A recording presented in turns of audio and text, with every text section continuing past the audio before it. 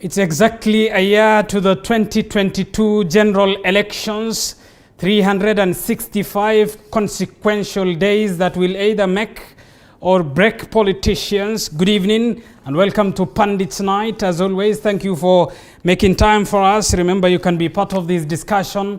Send us a message on 22047. The hashtag to use is Pundits Night. Our guests tonight, just a reminder, Gotv Osotsi, nominated Member of Parliament, lawyer Kipchumba Karori. Good evening, gentlemen. Thank you for your time tonight on TV 47.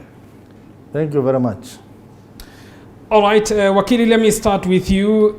365 days to the 9th of August next year, a day in which Kenya is set to hold its 2022 elections. In your own observation, how prepared is Kenya for the 2022 polls? Thank you, Abdul or Abraham. I think the question of whether we are prepared or not is a diversionary question if we were to be strict on it, in the sense that IBC, the mandate given to them under Article 88, 89 and thereabout, is a singular mandate whereby they are supposed to only prepare for elections and by elections, general elections and referenda. So I don't see if they have any other business other than to be prepared. And from where I sit, they have been given a budget by Parliament of 26 billion, although it is short with 14 billion. They had asked for 40. But what we need to insist is that IBC have no business other than to be prepared.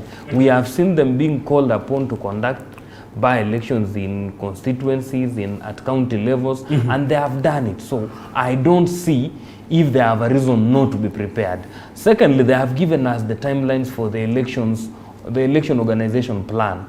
I think if we were to go by that timeline, it shows that they have some semblance of preparedness. But I don't think if that can be said about our politicians, or if that can be said about the people within the political space, which, because they have no other, we do not have a law that compels them to be prepared apart from the guidelines issued by IBC. So I think if IBC is ready, we are game. All right, Mheshimiwa Gotv Osotsi, perhaps same question. Is Kenya ready for the 2022 polls? I think one important thing that we need to talk about is that constitutionally, elections are supposed to be held on the second Tuesday of August, which is on the 9th of August 2022.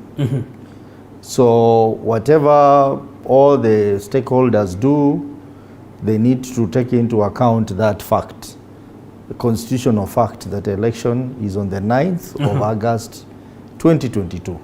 And IBC being a very critical stakeholder in that process, then it needs to focus its attention on the fact that they have to deliver elections on the 9th of August 2022. And notwithstanding the challenges they have, because IBC has been there for some time. Problems have been there. Some are new, others are old, but they have been reporting to work from morning to evening, preparing for elections, current election and future election. And so I'm sure for me, they need to be prepared. One strange thing that I've seen is that I have seen them saying they want to procure systems, and this really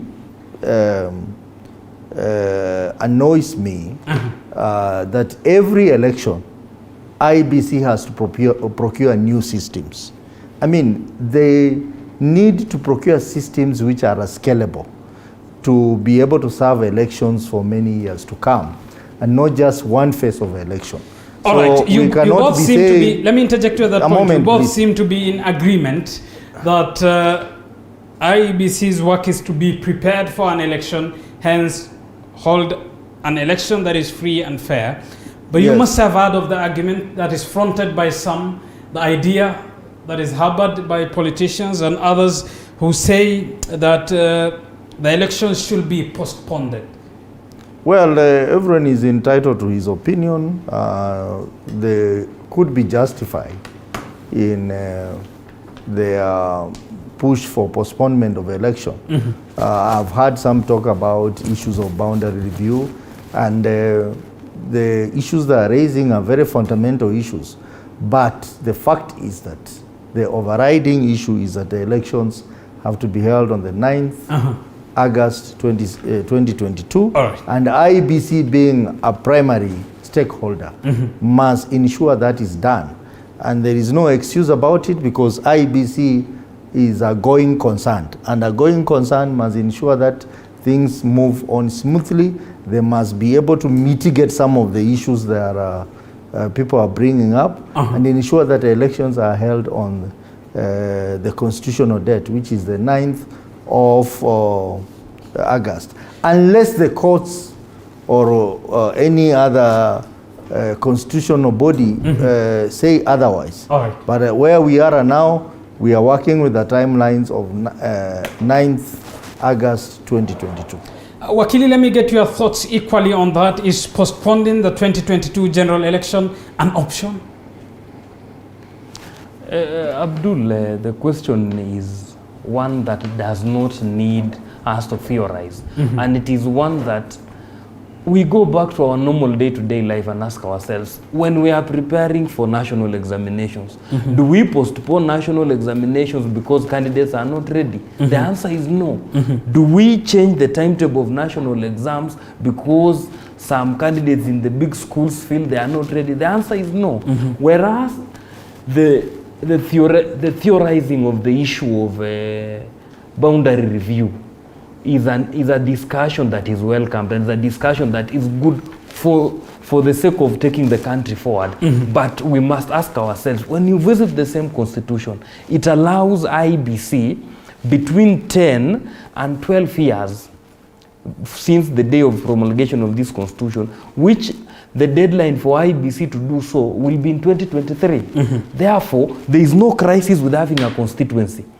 But at the end of the day, what we need to ask ourselves is this. Is back to the question of when we talk about election preparedness, the candidates who do not feel they are adequately prepared for this election, the people who go to seminars, workshops, and all manner of clinicals to get candidates still want an opportunity because they have not gotten sufficient time to figure out their political mess. We can't postpone an election because politicians have not gotten themselves in a space of going to campaign, or they feel they are not ready.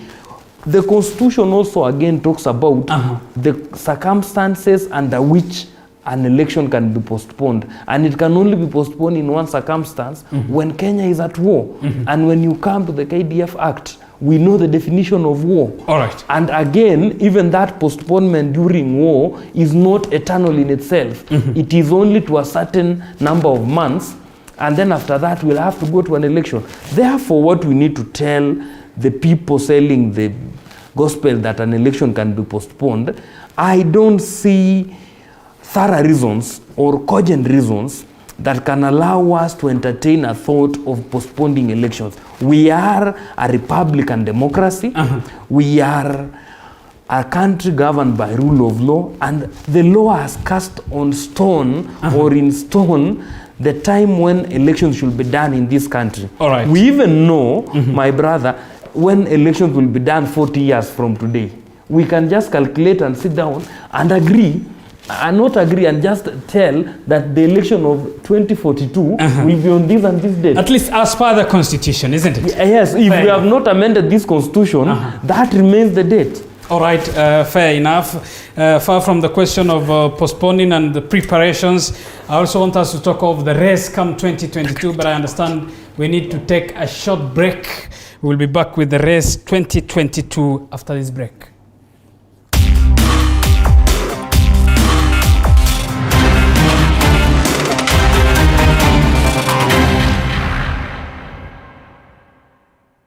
You are watching. Who took a bold step to build their empire every Monday, 7:30 p.m. The property industry in Kenya is growing in leaps and bounds. From bungalows, mansionettes, high-end apartments, all the way to mixed-use developments such as malls and mall residency. Well, how do you all break it down? Right here on TV47, we bring you The Realtor with me, Karanja Daniel, where we analyze the property industry right here in Kenya and bring you the latest from all the professionals that are involved, from architects, engineers, surveyors, as well as the construction experts themselves. Kenyan property industry has shifted from where it was some years back. It is very endearing to family people. Yes. Because you want your kids to grow up in a nice environment. Real estate is an asset, a secured asset, guaranteed asset.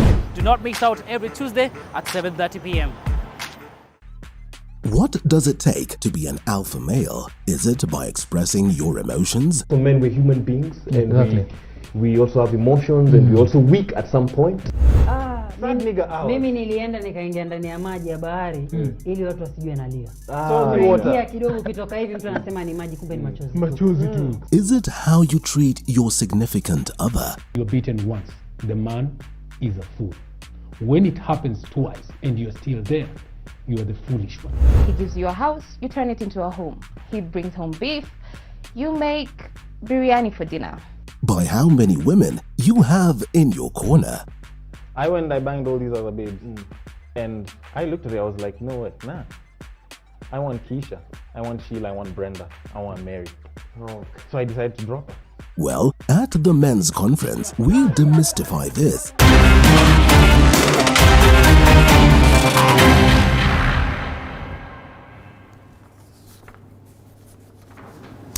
Welcome back to Pundits Night. Thank you for staying with us. Let's continue with our discussion and talk of the race to 2022 now. And let me get to Mheshimiwa Godfrey Osotsi.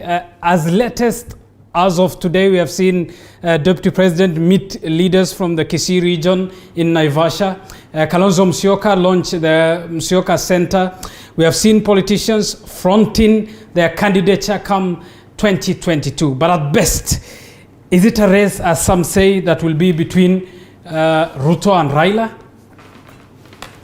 Well, I don't know why you are giving a lot of significance to this, because it's normal. During every election period, particularly 1 year to the election, you see a lot of movements among the politicians, movements in terms of identifying political formations. It's normal. So there is nothing strange about what is happening now. People meeting, people opening offices, it is normal. 1 year to the election, we have always seen it, but you are yet to see the real formations that will get into the main race in 2022. As you know, looking at the experiences of the past election, 2002, the NAC coalition was formed barely 3 months to the election, and it won the elections. You saw in 2007, President Kibaki, who was elected initially on NAC, at the last minute, he formed the PNU party, and the PNU party won the election. And then you saw the ODM Pentagon was basically constituted within less than 4 months to the election, and they performed very well. In fact, they won that election of 2007. 2013, you saw the CORD coalition, and then you saw the Jubilee coalition were basically constituted within less than 4 months to the election. 2017, again, you saw the NASA coalition, which basically came for less than 4 months to the election. So it's really very early for us to say this is the coalition, this is the arrangement. All right. And when you say it is normal. Just a moment, just a moment. Allow me to finish my point. So it's really too early for you to start imagining that a particular political formation is a formation that is going to win the election. I see a lot of alignments and realignments, and I think the proper picture will come around late January as we head into February. And whereas you say it's normal in the field of politics for formations and coalitions, at least we publicly see two candidates who are talking at each other. And these two are Raila Odinga and William Ruto, aren't they? Well, that is the picture that is emerging now.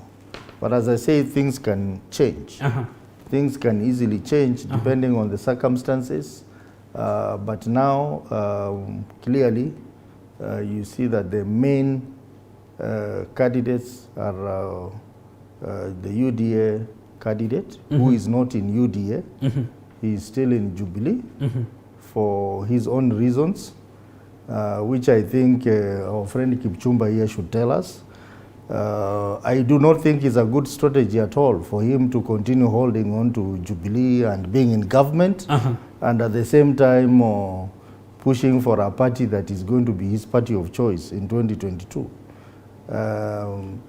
You know, when Jaramogi was faced with the same challenge that Deputy President is in, he made a decision, and he said that he cannot continue drawing allowances, salaries that taxpayers pay, and still sit there with Jomo Kenyatta, whom he had differed in ideology. So he decided to move on. He resigned from KANU, he resigned from government, formed his own party, Kenya People's Union, and went into a by-election, secured a significant number of members of parliament, but KANU was now forced to go and push for one party state. But while speaking in Naivasha today, the Deputy President even said that he is not resigning from this government. I think, Abdullah, you need to be patient and allow presenters to present their facts before you chip in. So, President Kenyatta and his Vice President then differed. And that is the history. That I think it will be a learning point for Deputy President to decide what exactly does he want. Because he cannot be calling delegations into government installations. He cannot be using government security, enjoying government benefits, and telling us that this government is bad, we need bottom-up approach, we need all this. I think it's really confusing. And I think if I was his advisor, I would advise him that for Kenyans to take you seriously as a leader who means business, as a leader who likes this country, if this government is not a government that you wanted, if this government is not delivering the policies that you want, the best thing is for you to take a step of faith, move out and start implementing those ideas outside the government, because you cannot be double standards. Fair enough. You cannot say you are in government. All right, I've given you more than fair enough. I've given you more than enough to respond to that question. And just for the records, the Deputy President who was speaking in Naivasha earlier today said he is not resigning. But let me bring in Wakili to the discussion. But we know the reasons why he's not resigning. All right, let me give we know the reasons why he's not resigning. He's not resigning because he's not resigning for reasons that are known. Wakili a chance. Abu Bakar, I think we need to understand that over time, Mheshimiwa Osotsi and some other cabal of individuals have tried to revise the history of this country. In which way? The revision of our history is such that the politics in its nature is dynamic, Abu Bakar. Number two, in 1964, Jaramogi Oginga Odinga was an employee of Jomo Kenyatta. William Ruto is not an employee of Uhuru Kenyatta. He is the deputy president, isn't he? He has been employed by the people of Kenya, 8.4 million voters, who woke up in the morning on a public holiday and went and voted for that pair. I'm coming there, Mheshimiwa. Just hold on. I'm coming there. Let me dribble the ball past the goal before we count whether it's offside or a goal. When that was done, why aren't we asking Uhuru Kenyatta to resign?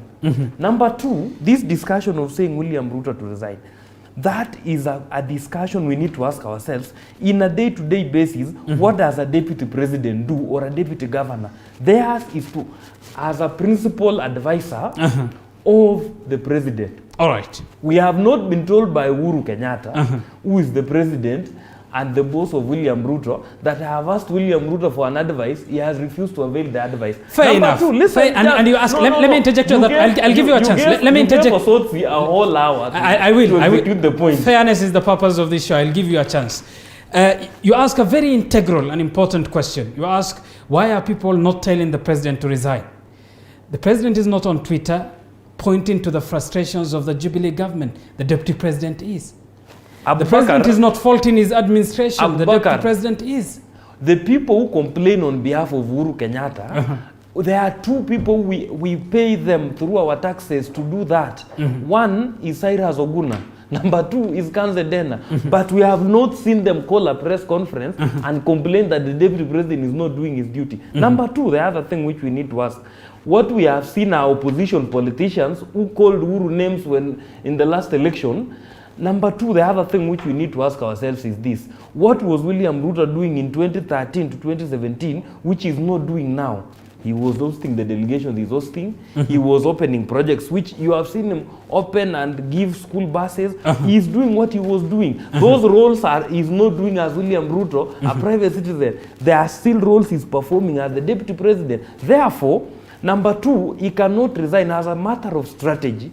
For him to resign is for him to work into the strategy of Osotsi and his camp. The other question is, this is politics. William Ruto has said, in the coming election, the ideologies we had pursued in uniting Kenyans under Jubilee and everything, they have been taken, and some people have hijacked that idea and the whole principle. It is within his political rights to think outside the box, and he is exercising that. And this idea of saying William Ruto should resign should not come from a member of parliament who have the tools of impeaching William Ruto. If they feel they have the grounds, and the coalition where Osotsi comes from, I don't know if it is dead or it's still alive, they have always said under Savula that they will impeach William Ruto. If they feel that William Ruto is not doing that which the Constitution mandates him to do, they have a constitutional remit to impeach him and remove him from office. But Kipchumba, you will equally understand when a deputy president is faulting a government he is part of, one time claiming the success of that government, another distancing itself, sometimes pointing to the frustrations at an individual level, other times throwing a political jab at the president to the extent of court. So what happens to the Turakus, the Kumira contingent, the 8 million of us? That is the reason why many think he should resign. Abubakar, there is a question you need to ask yourself. When William Ruto and Uhuru Kenyatta went outside there to seek for support and to seek for Kenyans to buy into the Jubilee Manifesto, there are various things they promised people in the Jubilee 2, Jubilee 2017 to 2022. We all know why some of these things have not been done. We are not visitors in Kenya.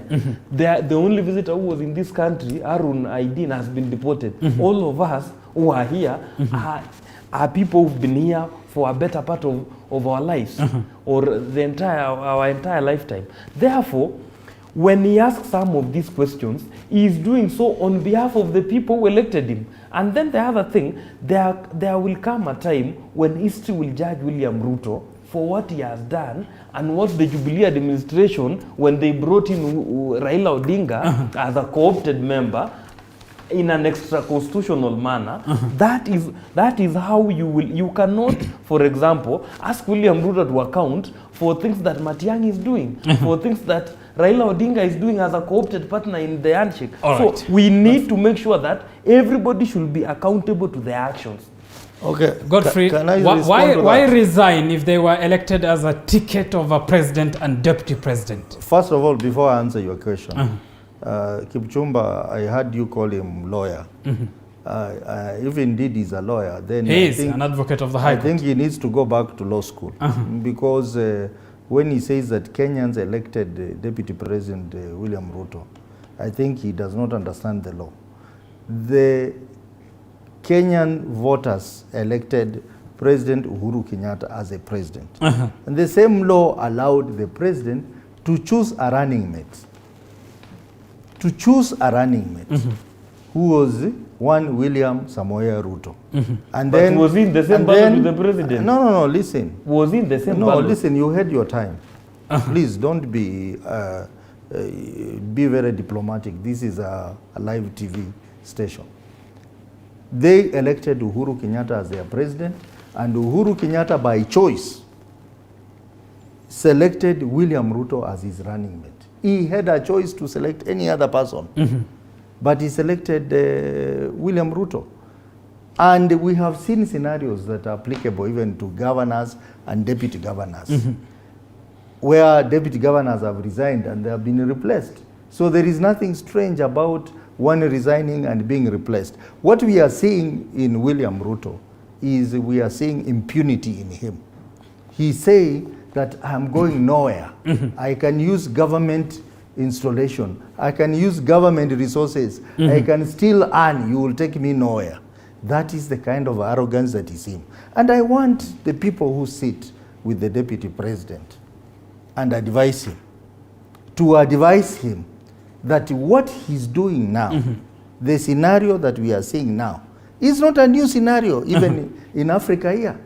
We had the same scenario in Nigeria, which is almost an equivalent democracy to Kenya, that during the presidency of Olusegun Obasanjo, we had his deputy called Ateku, Abubakar Ateku, just like your name. Abubakar Ateku, the provisions of Nigerian constitution did not allow the president to sack him. So they differed with the president. He stayed in there. He was doing the things that Ruto is doing now, but the president decided now to work without him. And he could not resign. Why did he not resign? Because he had corruption allegations against him. The same applies to William Ruto. Let me ask you this. We have corruption allegations against him, and that's the only reason why he cannot resign. Abubakar, He cannot resign because the people around this is the same also who's a member of parliament. Wait, we cannot allow something to go. The deputy president, the people around him, people like Rigathi Gachagua and others are people who are facing corruption charges against them. Godfrey Osotsi has also been involved, like recently, the Ugandan issue, the deportation of the Turkish man. He has an explanation to give as a deputy president of this country. What happened? You cannot walk around with the criminals and say that you are deputy president of this country, no one can touch you. I mean, we need decorum. You have made your point. Osotsi, you have made your point. Kipchumba, I'll give you a chance. There are questions we need to ask Osotsi. He cannot be allowed to say them and walk away. Fair enough. And let me be the one who ask. He earns a salary from our taxes for holding this government accountable. All right. If he has evidence against William Ruto, the best thing to do are two. He has two options. Kipchumba. Just a minute, Abubakar, I say this. The first option, he can walk to Valley Road where EACC is stationed and report William Ruto and present his evidence. Number two, and he can come to me for free for pro bono services. I draft for him an impeachment motion. I draft for him an impeachment motion with the evidence he has against William Ruto. But if he comes on air here to pander, to do political pandering, the difference between Osotsi and people who blog our Kenyan problems on the blog sphere becomes we cannot differentiate. Point made, Kipchumba Murkomen, and for purposes of fairness, the cases that Mheshimiwa is alluding to are cases before a court of law, and we can't talk in details about them. But Godfrey Osotsi, you made a point of resigning. What of those who argue and hold the point that Deputy President William Ruto, and you know this more than I do because you are a politician, came to the table with a political muscle? So did President Uhuru Kenyatta come with a political muscle to the table, and no one did the other a favor. How do you respond to that? Let me tell you, that is why he needs to move out with his political muscle, so that we can measure his political muscle. I gave an example of 1966, Jaramogi. Jaramogi was part of the people. In fact, he played a big role in making Kenyatta the president, because he said, no, not yet Uhuru without Kenyatta. And Kenyatta became the president of Kenya. But he still had to forgo all that and said, my conscience is more important than my contribution in Kenyatta becoming the president. My conscience tells me I cannot be drawing salaries and allowance from the taxes paid by Kenyans and still sticking in there with Kenyatta just because I helped Kenyatta become the president. He walked out of government. That's why we are saying, if really deputy president is a nationalist, if really deputy president is that leader that is trying to project himself, then he needs to make a decision. A decision either to remain in government and help his boss implement the manifestos they told us. You remember they told us about 6 months they will build a stadium, they will do what, they will do what. He focuses on that. Or he walks out. He cannot be there enjoying the benefits of being the deputy president and at the same time running opposition politics, opposing the very, very government that he's supposed to be supporting. Abubakar, just something that at times I don't understand. Osotsi is a member of parliament of the opposition NASA. An opposition outfit which cannot manage its own affairs currently. The same people who are in NASA are in Oka. But Osotsi want to organize Jubilee. You know, at times we need to ask ourselves, some of this double speak needs to be called out. If where Osotsi, the house Osotsi lives, is not organized enough, how does he have the audacity to organize Jubilee? Back to the question he's talking about resigning and what have you. William Ruto has asked a question which we need to host Uhuru Kenyatta in this show to tell us. He has asked a question, which role was I given which I have not delivered? Number two, Osotsi and these people are hovering around Oka and other things, but they expect to tie William Ruto to a tree somewhere and come and beat him in 2022. William Ruto is not a priest. William Ruto is not a Mason. William Ruto is a politician. He has all the right to prepare for a political duel. The other point is this. Every politician where we are going is preparing themselves to go to the next election. Do you want William Ruto to sit there cool, serving Kina Osotsi, who did not serve Uhuru Kenyatta? And the last point is this. There is a point which I want to help Osotsi understand as a member of parliament. Uhuru Kenyatta did not pick William Ruto along the wayside. He got William Ruto as a party leader of a party known as United Republican Party, URP, which had members of parliament 67. You know, for the reason why Osotsi and his group cannot hold a parliamentary group is because the people who belong to that party are not more than I can count them with my hands. So that is why they keep on asking questions, William Ruto. But the question we must ask is this. If these people, Osotsi and group, and the NASA politicians, the ones for all seminars and everything and workshops, if they have an agenda for Kenya, let them bring their agenda instead of discussing personalities. Let them tell Kenyans, we want Uchumi to go this direction. And then we ask them, William Ruto has talked about bottom-up economic model. We say this is William Ruto, this is this. Kipchumba, let me ask you this. If they have an agenda on tax, they tell us, this is how we want to look at the issue of tax. Therefore, we will be discussing things, Abubakar, that take Kenya forward. Kipchumba, and it's good that you bring about. Finally, it's good that you bring about. Just allow me a second. Finally, if you go to Twitter, you go to Facebook, and all those other places where Uhuru Kenyatta, the president, has disappeared from, people are saying Amaliza Aende. Who are they saying Amaliza Aende? Is it William Ruto or Uhuru Kenyatta? Ask that question to Osotsi. All right, Kipchumba, it's good that you bring about the question of preparation.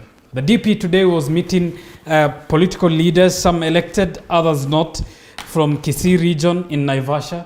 He has met other leaders in his meetings, planning for 2022.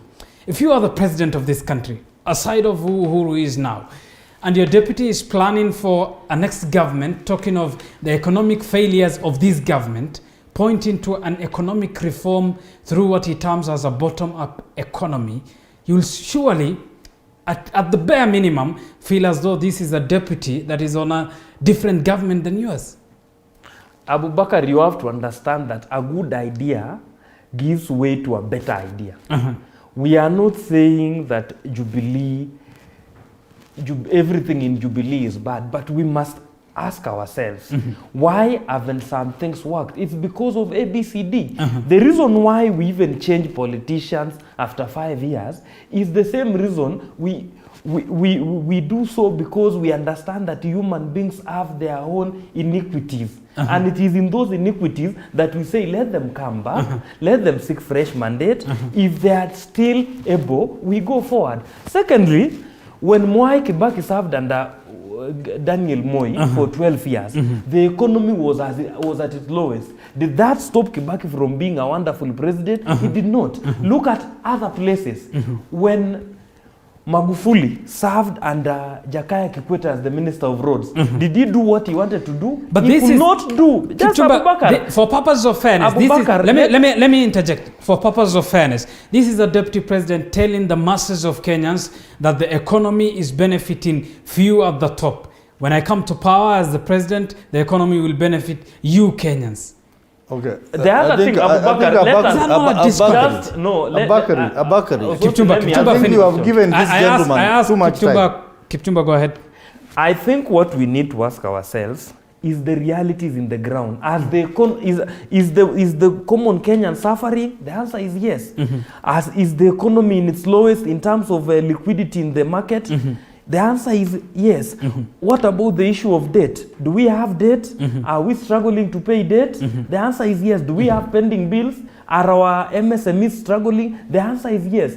The people who will come in the next government must help us answer these questions if they must win, if they must get our votes. Right. Because Abubakar, we cannot gloss over serious issues and say that just because the people at the top, or what we call the people at the top of the pyramid, those who control factors of production are declaring profits, the people at the lower pyramid are okay. We must ask ourselves, for the last 54 years of independence, what is this that has not been able to work for us? And the answer is in the Constitution. Article 43, economic rights. The answer is in Article 10, in issues of our national principles.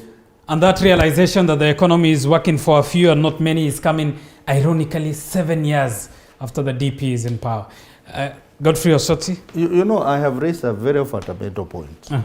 Kipchumba and his people within Tanga can have varied explanation. But the point is, the deputy president, he is not in good books with his boss.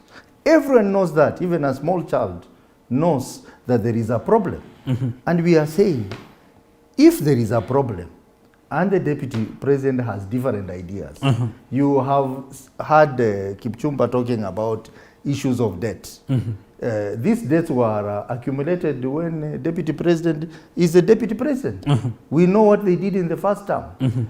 He has talked about Kenyan suffering, economy not performing. He's talking about bottom-up approach and all that. We are saying that you have different ideas from your boss. And you are in there. There are two things. Either implement your good ideas, help the president or the government resolve the issues around there, around the economy, around better standards of living for the people. Or if you are not capable of doing that, take a step of faith. Become a nationalist and move out. And I've said that there must be a fundamental reason why he's not able to resign. And one of it is corruption. And I've given an example of a similar situation that we have seen in Africa. The situation of Nigeria between Obasanjo and Abubakar Atiku. We know what happened. Abubakar Atiku decided to cling onto the vice presidency until the last minute. He even formed his own party called the Action Party of Nigeria. Up to the last minute, he went into the polls to vie for presidency. But Godfrey Osoti, where do you base the corruption allegations, given that the DP has not been indicted in a court of law? People around him. They have not been indicted as well. Yes, they are in court. They are in court. But the question is, Osoti, the person No, you had your time. I gave you your time to talk. Kipchumba, you had your time. This is my time. I must talk. People around him have been involved in corruption. And even him himself, we have had allegations about Kimorel Dump and the other places. And even recently, the Ugandan saga about the Turkish man, when he said that it took him a phone call, one phone call, for Equity Bank to release 15 billion shillings. 15 billion shillings is not small money.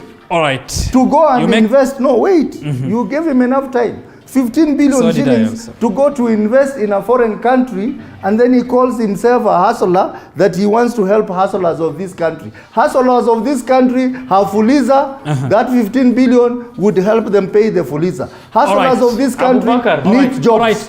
They will benefit from the jobs that would be invested in Uganda. Hustlers of this country need that money. Why take the 15 billion? If you take 15 billion in a bank, Equity Bank, it means there will be no more money to be taken as loans by hustlers or at a higher interest. Here on Pundits Night. Stay with us. We will be back with this discussion.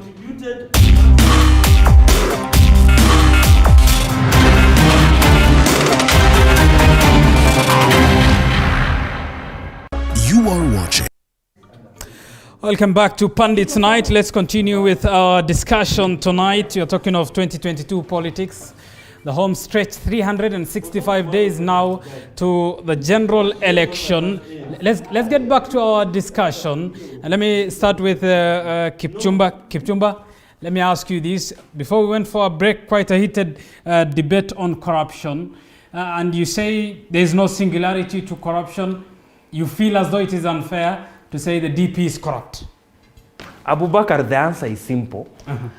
The people who are supposed to fight corruption are institutions in this country. The EACC, the DPP, and the courts. I rarely talk about the DCI because the mandate is given directly to the Ethics and Anti-Corruption Commission to deal with the issues of corruption. Mheshimiwa Osotsi, all the people who work around the parties, the coalition he supports, they come here to gaslight Kenyans with the issue that William Ruto is corrupt. Nobody has shown us that EACC doors are closed. They are always open. And I have told you, Osotsi as a member of parliament has another constitutional remit of an impeachment motion against William Ruto. And then secondly, he can even use his PA to rush with those, the bundle of documents to EACC to tell the world that this is what I accuse William Ruto of having stolen. He says that William Ruto walks around with people who have corruption allegations. None of those people has been proven in a court of law that is corrupt. And we know why are the people who walk around William Ruto corrupt after 2017. In 2013 to 2017, they were not corrupt. But after the handshake, they became corrupt. Ask yourself, in terms of pilferage of money, read the Auditor General report. What does it say about the counties in some region in this country where the so-called handshakers come from? That is where the problem is. Secondly, the other question, and the question our friends Osotsi and the cabal don't want to answer is, what are they offering to Kenyans? That is the question we want. We want to move this discussion from William Ruto to the options they are giving Kenyans. The other question we need to tell Osotsi or respond to his allegation is one. Uhuru Kenyatta, every time he reads a speech in either Madaraka or Mashujaa Day, he says my administration, my government. He doesn't say our government.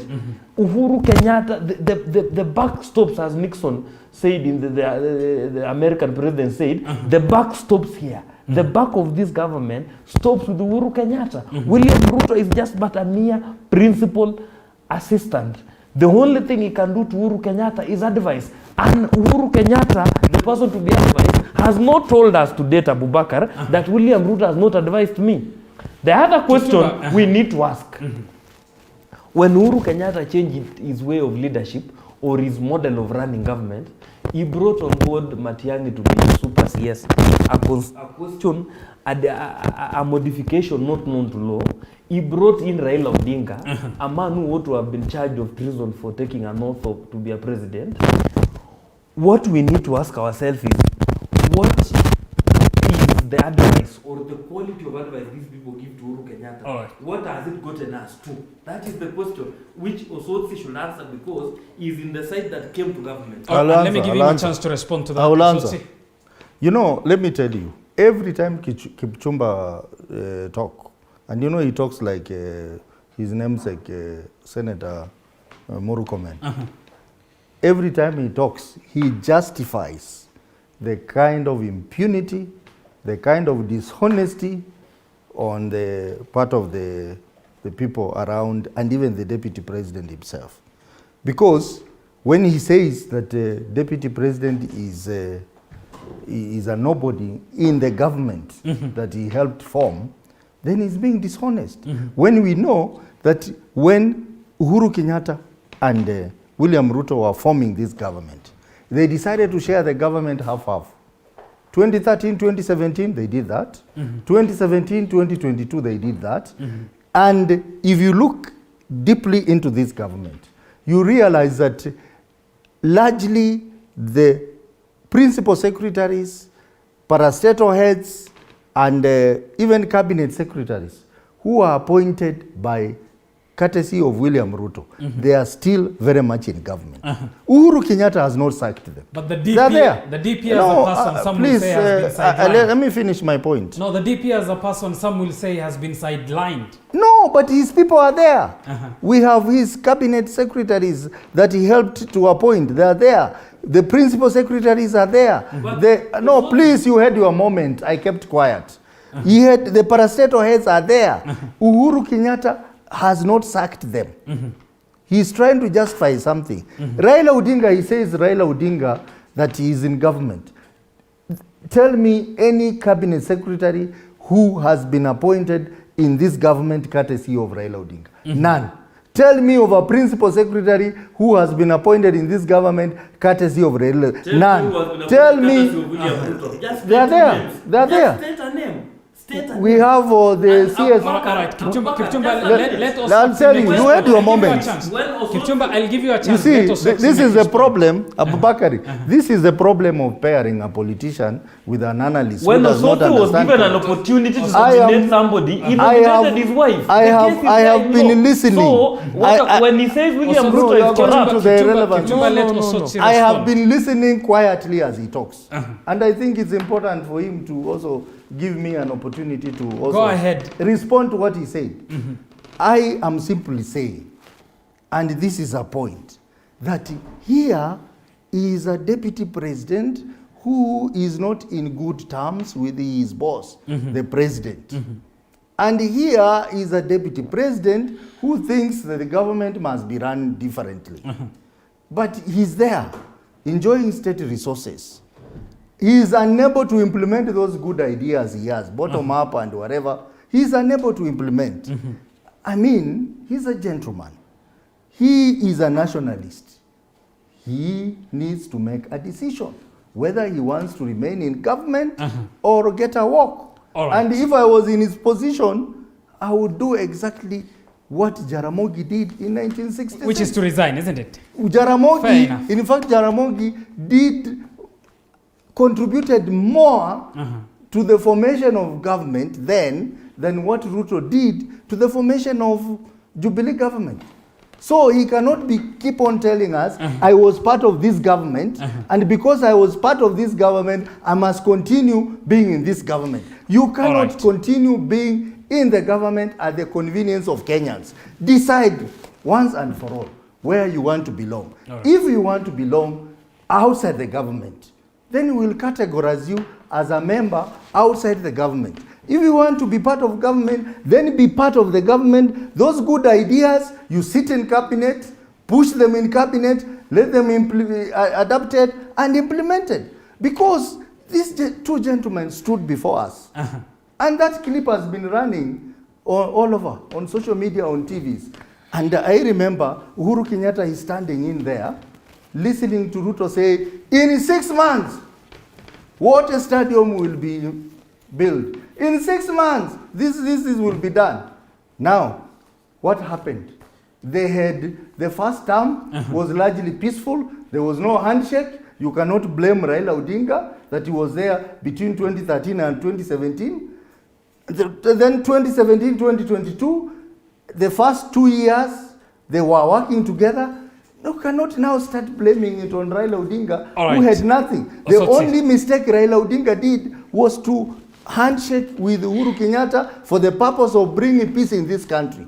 And these people have opposed that. They do not know you've made your point. Raila Odinga contributed to the peaceful existence of this country. All right, Sochi, you've made your point, and because of the interest of time, Kipchumba, as you respond to him, let me ask you equally this.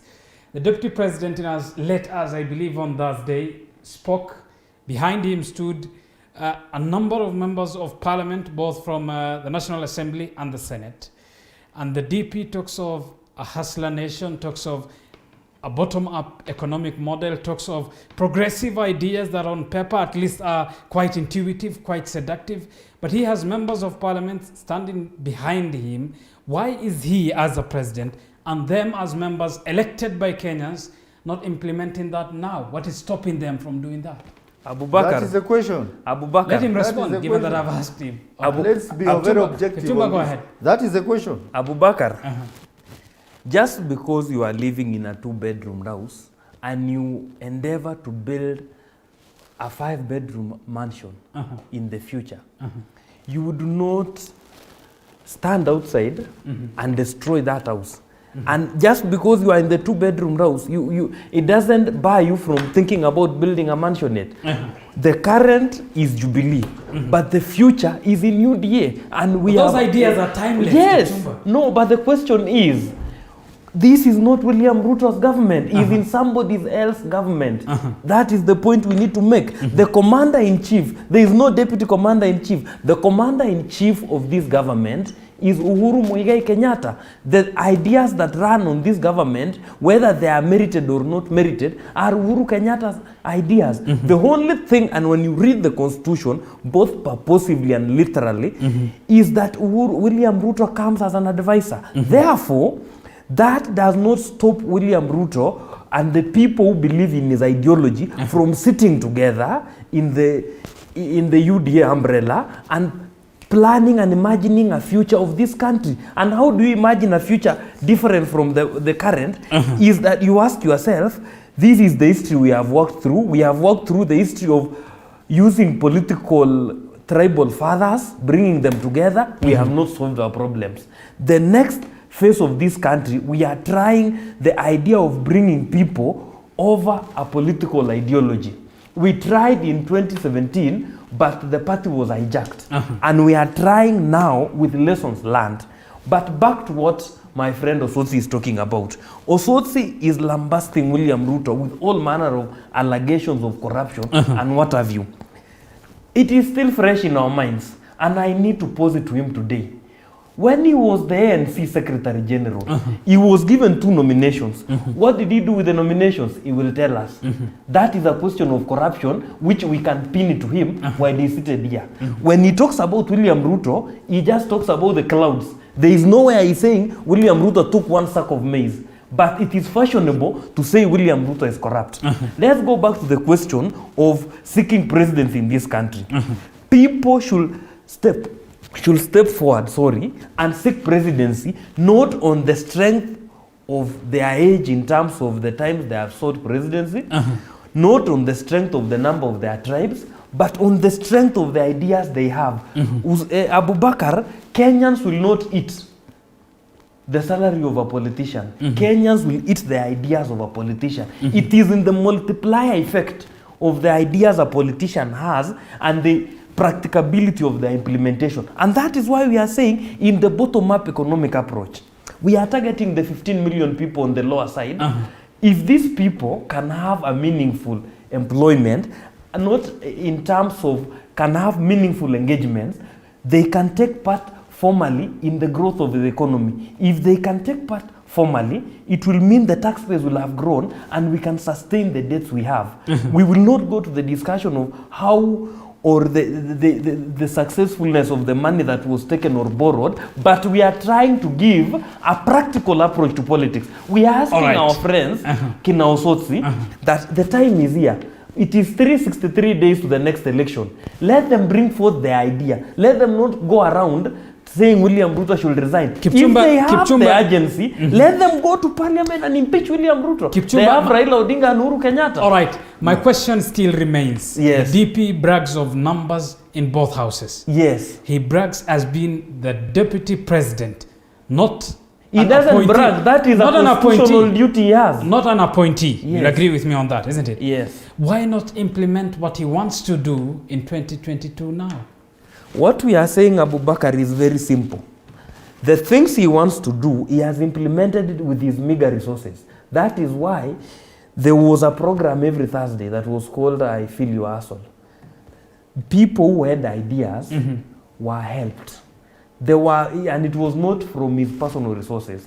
It was resources from friends and other individuals who felt that this was an idea. Those are the kind of ideas. There are several other initiatives. During COVID, he came forth and helped families who had nothing to eat, up to 4,800. Those were things from his personal initiatives and friends. But he's the deputy president of 47 million Kenyans. The question we need to ask is this. We need to go back to that solemn constitution of ours. He has two duties: to advise the president and to sit there for succession purposes. Abubakar. Number two, we all know, Abubakar, William Ruto has been sidelined in this government. We have seen him kicked out of a government house in Mombasa. We have seen him attend a meeting where the chief is not there because instructions have come from somewhere. We have seen people being told not to go and inspect projects from where the deputy president is going. He had to stop that. So you cannot sit here, ask Raila Odinga, you saw him with a government vehicle. Kipchumba, because of the interest of time, did the deputy president then, given that you say, I'll come to you also, let me finish with him, I'll give you your time. Kipchumba, given then the deputy president is on record, and these are clips doing round among social media platforms, promising of a double-digit economy, promising of stadia, promising of job creation, promising of a Kenya that will import agricultural development tools on behalf of Kenyans. Given that has not happened, did he overpromise? As I finalize with you, he did not overpromise from where I sit. Why did he Simply promise? Abubakar, just wait a minute. The first term of Jubilee was laying the framework of doing the things, because the railway was built, electricity connection was moved to 8.3 million, the road network, an extra 7,900 kilometers were laid down.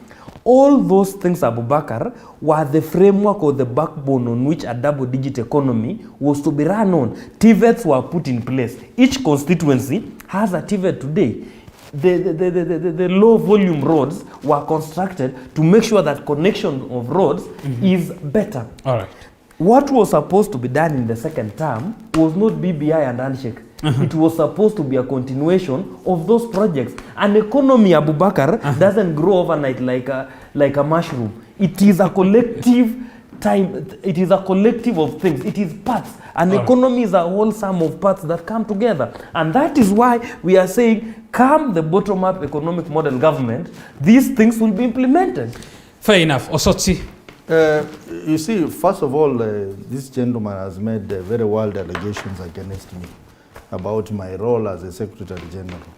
And, this station and any other station, I think the credibility of the people you bring to be panelists is very important, because this man calls himself an analyst who cannot get the facts right. If you go to IEBC today and ask them, can you give me a list of people who are nominated by ANC, you will not find Osoti's wife there. You will not find Osoti's wife. And there are procedures. He needs to know as an analyst. In nominating people, there are legal procedures that you need to follow. There are regulations. There is the law. So I just wanted to tell him. Just let me. No, Abubakar. He has called my name to reputation. He nominated his cousin. Abubakar. He nominated his cousin. He nominated his cousin to Busia County. He nominated Alright. a lady known as Nyauchi to Nandi County. Which facts are these? Kipchumba, let's not turn this into by the deputy party leader. Let's not it turn was this on record by the deputy party leader. Let's not turn this into So a he game of cannot musical call my chairs. integrity. You know, really. No. I have to deal with him. He's dealing with my personality. Kipchumba, let's not cannot run away from the reality. Let's not turn this into a game of classical. It's not classical chairs. It is not. Let him tell us what Savula said. Let me tell you. Savula is your deputy party leader. Listen. Tell us. Kipchumba, it is everywhere. It was in a newspaper. Go ahead. Yes. Kipchumba, I gave you a chance. If he comes for me, Abubakar, if he comes for me, the facts will be said here. All right. Abubakar. Gentlemen, let's not turn this into a No, you are the moderator of this session. You cannot moderate when you are trying to sideline the issue. I think what I was trying to say is that when you bring someone who is an analyst, bring someone who has get to the no, if it's coming for me, which facts are you saying? You nominated your mother-in-law to Nandi County. You nominated your cousin to Busia County. Which are the facts you asking? If you bring someone, no, if you want facts, Osochi, let's get to the substance. Let's get to the substance of what this debate and is about. And Abubakar, I'm telling Osotsi, if he comes for me, I have the facts.